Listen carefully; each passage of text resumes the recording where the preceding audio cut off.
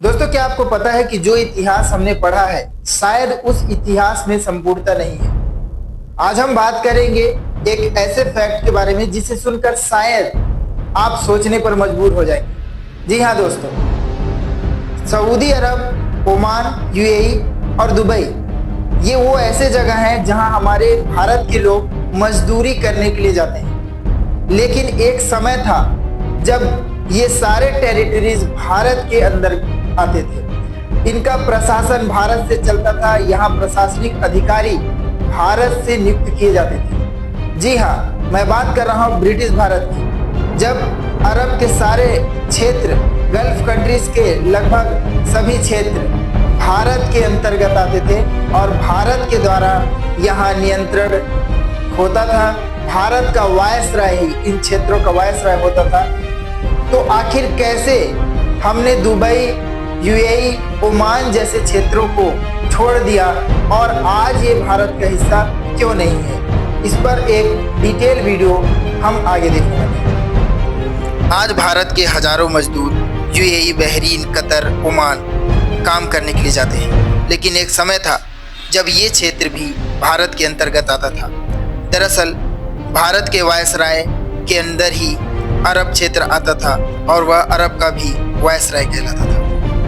भारत से ही अरब के लिए नीति निर्माण किए जाते थे और भारत के द्वारा ही अरब के उन क्षेत्रों का प्रशासन प्रबंधन किया जाता था। दरअसल ब्रिटिश ईस्ट इंडिया कंपनी का मुख्य उद्देश्य था भारत और अरब के व्यापार को सुरक्षित रखना, जिसके लिए भारत और अरब को एक ही धारा में जोड़ना बहुत जरूरी था, जिसके लिए उन्होंने दिल्ली को चुना और दिल्ली से ही अरब का प्रशासन होने लगा।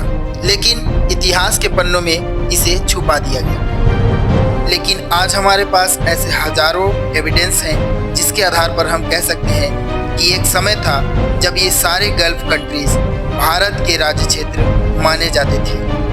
कंपनी ने अपना पहला रेसिडेंट 1763 में अल बुशर, ईरान भेजा, जहां से ये पर्शियन गल्फ में फैल गए। लॉर्ड कर्जन ने कहा था, the Persian gulf is the throat of British India.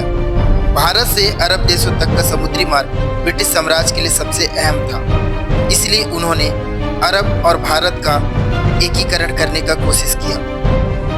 ऐतिहासिक दस्तावेजों में 80-20 जनरल मैरीटाइम ट्रीटी सबसे प्रमुख है। ब्रिटिश नेवी ने खाड़ी के स्थानीय समुद्री डकैतों, जिन्हें वे पायरेट्स कहते थे, उन पर हमला किया और जनरल मैरीटाइम ट्रीटी 1820 साइन कराया। इसके बाद खाड़ी के शेखों ने अपनी फॉरेन पॉलिसी का नियंत्रण ब्रिटिश इंडिया को दे दिया। ट्रीटी के अंतर्गत कहा गया कि गल्फ में कोई भी संधि किसी अन्य देश से नहीं किया जाएगा जब तक कि ब्रिटिश गवर्नमेंट उस पर अनुमति ना दे दे। British residency system. ब्रिटिश सरकार ने पर्शियन गल्फ रेसिडेंसी बनाए और अरब गल्फ पॉलिटिकल एजेंसीज बनाए।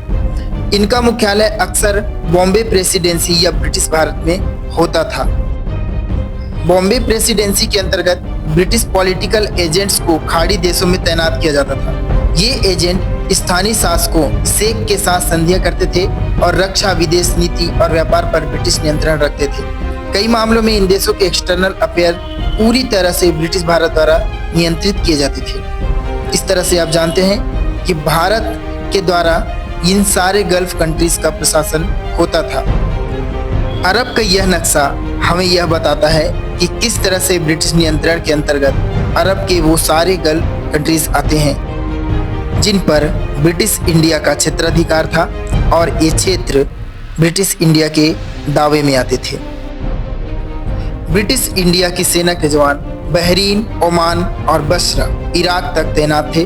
ब्रिटिश इंडिया की नौसेना, रॉयल इंडियन नेवी की शिप स्टेशन गल्फ वाटर में थे।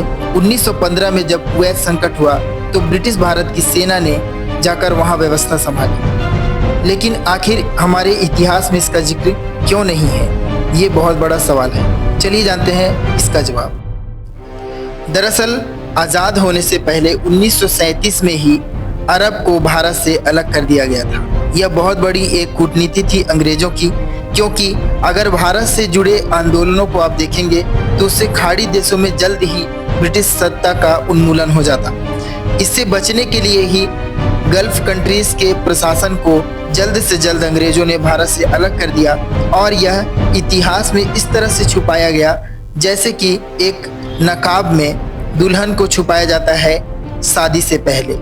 भारत में हो रहे राजनीतिक अस्थिरता ने अंग्रेजों को डरा दिया था, जिससे वो अरब पर अपना नियंत्रण नहीं खोना चाहते थे और अरब को उन्होंने चुपचाप अलग से प्रशासनिक खंड में बांट दिया और ब्रिटिश के हाथ में सौंप दिया।